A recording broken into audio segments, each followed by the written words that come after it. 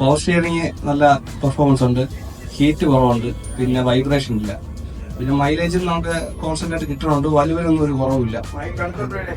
പിന്നെ അങ്ങനെ വേറെ വലിയ മൈലേജ് ഇപ്പോ നോൺ എ സിക്ക് 4.1 കിട്ടുന്നുണ്ട്. എ സിക്ക് ആണെന്നുണ്ടെങ്കിൽ 3.8 വരെ 3.8 3.7 ആ റേഞ്ചിൽ കിട്ടുന്നുണ്ട്. ഇപ്പൊ പാക്കേജ് ചെയ്യുമ്പോൾ അല്പം കുറവായിരുന്നു, ഹൈ റേഞ്ച് ആയിരുന്നു, ഫുള്ള് ഹൈ റേഞ്ച് കാര്യങ്ങളായിരുന്നു. 10 ദിവസം പാക്കേജ് ആയിട്ട് വന്നപ്പോൾ അതിന് 3.45 തന്നെയാണ് കിട്ടിയിട്ടുള്ളത്. ബാക്കി വേറെ കുഴപ്പങ്ങളൊന്നുമില്ല. വണ്ടി കൊള്ളാം, നല്ല മാറ്റമുണ്ട്, പഴയതിൽ നിന്നും നല്ല മാറ്റമുണ്ട്.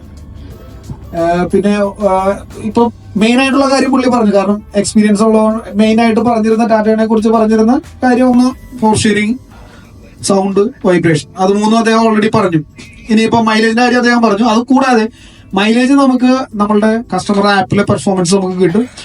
ഓൾറെഡി നമ്മൾ ഫ്ലീറ്റ് എഡ്ജ് എന്നുള്ള ആപ്പ് കൊടുക്കുന്നുണ്ട്. ഇപ്പോ അതിപ്പോ ഇദ്ദേഹം ഈ പറഞ്ഞ കറക്റ്റ് ആണ്. പാക്കേജ് ഓടിയപ്പോ ആ ഒരു വ്യത്യാസമുണ്ട്, കുറവിലാണ് കാണിച്ചത്. പക്ഷെ ലോങ് റണ്ണിലേക്ക് വരുമ്പോഴേക്കും വ്യത്യാസം ഉണ്ടാവും. നമ്മൾ ദിയുടെ വണ്ടി കൊടുത്തു എന്ന് പറഞ്ഞല്ലോ പറയാം. 12 മീറ്റർ വണ്ടി ഓൾറെഡി സ്ലീപ്പർ കം സീറ്ററിൽ ഓടുന്നുണ്ട്. ആ വാഹനത്തിന്റെ ഞങ്ങളിപ്പോ അത് കാണിച്ചു തരാം. റീജു ചേട്ടനൊക്കെ കറക്റ്റ് ആയിട്ട് അറിയാം. അതില് കാണിക്കുന്നുണ്ട് 4 കിലോമീറ്റർ മൈലേജ് കിട്ടുന്നുണ്ട്. അത് നോൺ എ സി ആണ്, ഡെയിലി ബാംഗ്ലൂർ സർവീസ് നടത്തുന്നതാണ്. പിന്നെ കുറച്ച് നമ്മൾ ഇതിൽ കാണിച്ചു തരാം. നമ്മൾ ഫുഡിനൊക്കെ സമയത്ത് കാണിച്ച കസ്റ്റമേഴ്സ് എടുത്തേക്കുന്നതിന്റെ ഒരു ഫീഡ്ബാക്കും എങ്ങനെയാണെന്നുള്ളത്. വേറെ എന്തെങ്കിലും ചേട്ടൻ പ്രത്യേകിച്ച് പറയാറുണ്ട്?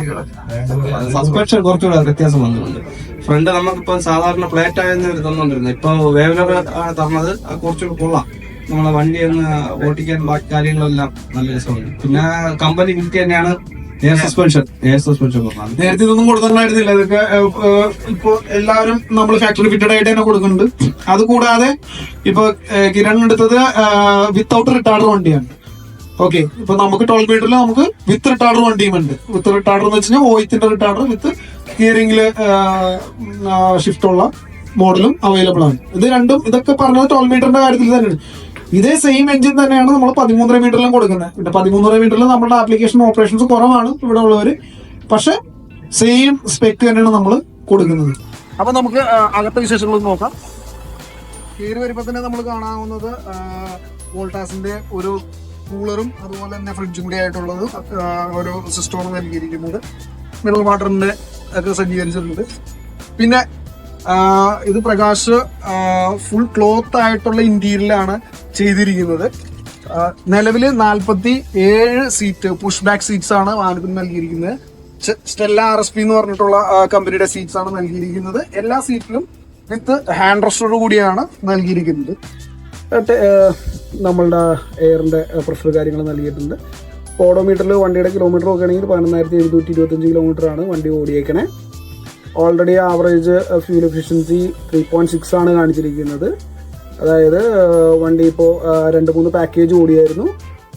ഇപ്പോൾ കസ്റ്റമർ വീട്ടിൽ പറഞ്ഞ പോലെ തന്നെ ഹൈ റേഞ്ച് ഓട്ടങ്ങളിലാണ് ഇപ്പോൾ ഇത്രയും അല്പം മൈലേജ് 3.6 കാണിക്കുന്നത്. ഇപ്പോൾ ലൈറ്റ് മോഡിൽ ആണ് കിടക്കുന്നത് വാഹനം കാണിച്ചിരിക്കുന്നത്. അതുപോലെ തന്നെ ബാറ്ററിയുടെയും അതുപോലെ തന്നെ ട്രിപ്പിൻ്റെയും കാര്യങ്ങൾ കാണാം. അതുപോലെ പിന്നെ നമുക്ക് നോക്കുകയാണെന്നുണ്ടെങ്കിൽ റൈറ്റ് സൈഡിൽ സ്പീഡിൻ്റെയും അതുപോലെ തന്നെ ഫ്യൂൽ ടാങ്കിൻ്റെയും ഡീറ്റെയിൽസ് കാണിച്ചിട്ടുണ്ട്. അപ്പോൾ ഇതിൽ വേറെ ഒരു പ്രത്യേകത എന്ന് വെച്ച് കഴിഞ്ഞാൽ ഇപ്പോൾ ഈ ഡാഷ്ബോർഡിലെ ഈ സൈഡിലേക്ക് വരുമ്പോഴേക്കും പ്രകാശ് ബോർഡ് ചെയ്ത് കഴിഞ്ഞപ്പോഴേക്കും നമ്മൾ അഡീഷണൽ വണ്ടിയിൽ വരുന്ന ലൈറ്റ്സിൻ്റെയും അതുപോലെ തന്നെ ഒരുപാട് ലൈറ്റ്സും കാര്യങ്ങളൊക്കെ നൽകിയിട്ടുണ്ട്. ഫാന്, ഡ്രൈവർ സീറ്റിൽ നൽകിയിരിക്കുന്ന ഫാന്, അതുപോലെ തന്നെ കോഡ്രിയറിൻ്റെ ഫാന്, അതുപോലുള്ള ലൈറ്റ്സിൻ്റെ സ്വിച്ചുകളൊക്കെ ഇവിടെ നൽകിയിട്ടുണ്ട്. അതുപോലെ ലെഫ്റ്റ് സൈഡിലേക്ക് വരുമ്പോഴേക്കും നമുക്ക് റിവേഴ്സ് ക്യാമറയുടെയും അതുപോലെ തന്നെ ഫർദർ ലൈറ്റ്സിൻ്റെയും ഫാൻസിൻ്റെയും സ്വിച്ച് നൽകിയിട്ടുണ്ട്. അതുപോലെ തന്നെ ജെറ്റാ AC-യുടെ ഒരു യൂണിറ്റ് ഇവിടെ നൽകിയിട്ടുണ്ട്. പിന്നെ നമ്മുടെ കമ്പനി വരുന്ന ക്ലസ്റ്ററിൽ വരുന്ന സ്വിച്ചസ് ഒക്കെ കൂടെ താഴത്തേക്ക് ഇറക്കിയാണ് വെച്ചിരിക്കുന്നത്. ഈ കാണാം, ഇതിൽ നമുക്ക് കാണാം light mode, heavy mode buttons കാണാം. നമ്മുടെ ബാറ്ററി കട്ട് ഓഫ് സ്വിച്ച്, അതുപോലെ തന്നെ റീജനറേഷൻ സ്വിച്ച്, അതുപോലെ തന്നെ നമ്മുടെ ഹിൽ ഹോൾഡ് അസിസ്റ്റന്റ്, അങ്ങനെയുള്ള അഡീഷണൽ ഫീച്ചേഴ്സ് വന്നിരിക്കുന്ന സ്വിച്ചസ് ഒക്കെ ഇവിടെ നൽകിയിട്ടുണ്ട്. ബ്രേക്ക്, അതായത് എഞ്ചിൻ ബ്രേക്കിൻ്റെ സ്വിച്ചസും എഞ്ചിൻ ബ്രേക്കിൻ്റെ സ്വിച്ച് നൽകിയിട്ടുണ്ട്. അതുപോലെ തന്നെ നമ്മളുടെ പാർക്കിംഗ് ബ്രേക്കിൻ്റെ സ്വിച്ചും ഇവിടെ കാണിച്ചിട്ടുണ്ട്. ഇവിടെ നമുക്കൊരു ചാർജിങ് പോയിന്റ് നൽകിയിട്ടുണ്ട്. പിന്നെ ഈ വാഹനത്തിൻ്റെ സീറ്റിനെ കുറിച്ച് പറയുവാണെങ്കിൽ ഇത് മെക്കാനിക്കൽ സസ്പെൻഡഡ് സീറ്റാണ്, ഡ്രൈവർ സീറ്റാണ് വണ്ടിയിൽ നൽകിയിരിക്കുന്നത്. പക്ഷെ വലിയ സീറ്റ് തന്നെയാണ് വിത്ത് ഇൻബിൽറ്റ് സീറ്റ് ബെൽറ്റോട് കൂടിയ സീറ്റ് ബെൽറ്റും നൽകിയിട്ടുണ്ട്.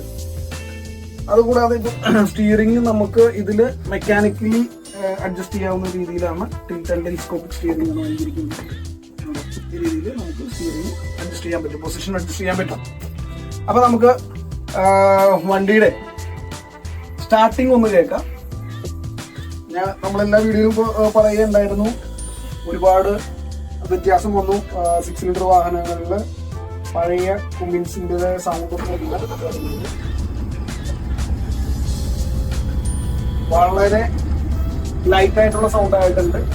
ഇത് ഇത്രയും തന്നെ ഈ രീതിയിൽ എല്ലാ രീതിയിലും തന്നെ കവറേജ് കാര്യങ്ങളൊക്കെ വന്നേക്കുന്നതുകൊണ്ട് തന്നെ സൗണ്ടും അതുപോലെ വൈബ്രേഷനൊന്നും പുറത്തേക്ക് വരുന്നില്ല.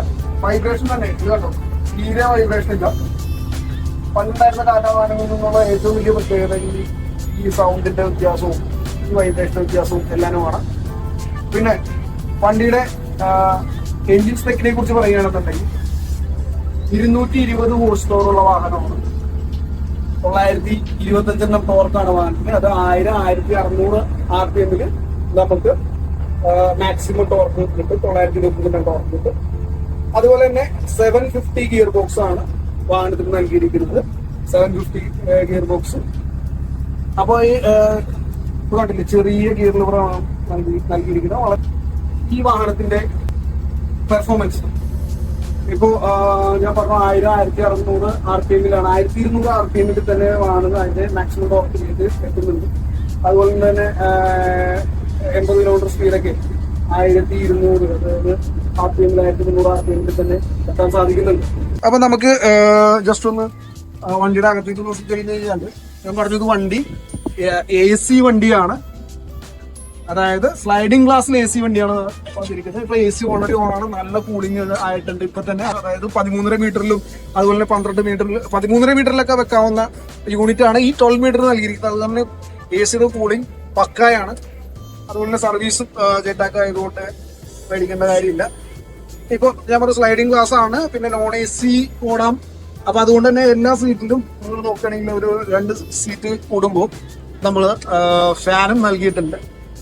AC ബ്ലോവർ അഡ്ജസ്റ്റ് ചെയ്യാനായിട്ട് ബർത്തിൽ തന്നെ ബ്ലോ അഡ്ജസ്റ്റും കൊടുത്തിട്ടുണ്ട്. അതുപോലെ തന്നെ ലൈറ്റ്സും കൊടുത്തിട്ടുണ്ട്. അതുപോലെ തന്നെ ഇവിടെ നിന്നാണ്, മുകളിൽ നിന്നാണ് ഈ ചാർജിങ് പോയിന്റ്സ് നൽകിയിരിക്കുന്നത്. LRSPയുടെ സീറ്റിൽ നമുക്ക് സീറ്റിൽ തന്നെ ചാർജിങ് പോയിന്റ്സ് നൽകിയിട്ടില്ല. അതുകൊണ്ടാണ് ഇവിടുന്ന് മുകളിൽ നിന്ന് നൽകിയിരിക്കുന്നത്. പക്ഷെ സീറ്റിനെ കുറിച്ച് പറയുകയാണെന്നുണ്ടെങ്കിൽ നല്ല കംഫർട്ടബിൾ ആയിട്ടുള്ള സീറ്റ് തന്നെയാണ് നൽകിയിരിക്കുന്നത് കേട്ടോ. ഇത്രയും പുഷ് ചെയ്യാവുന്ന സീറ്റാണ്. പുറത്തും നമുക്ക് ഹാൻഡ് റെസ്റ്റ് ഉണ്ട് നൽകിയിട്ടുണ്ട്.